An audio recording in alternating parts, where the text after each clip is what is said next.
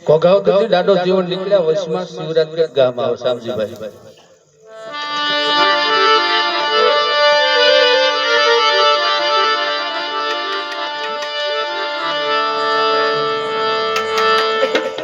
કાઠીનો દીકરો બીમાર પડ્યો ને કોકે કીધું ભાઈ દાસી જીવન ક્યાંથી નીકળ્યા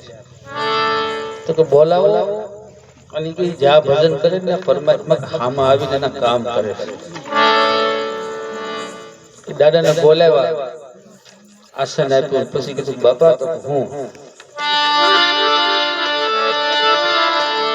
અમારો એક દીકરો આજ મરણ પથારીએ પીડ્યો છે અને મેં એવું સાંભળ્યું છે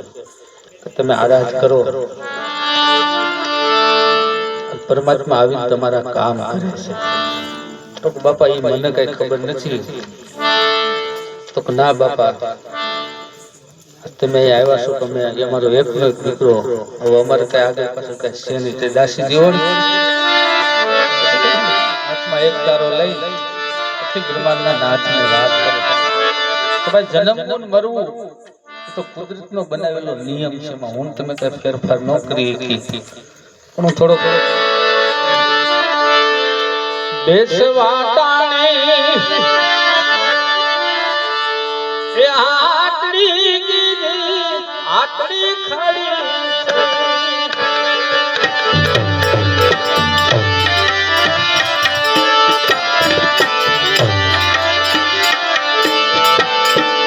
બેસવા હાટું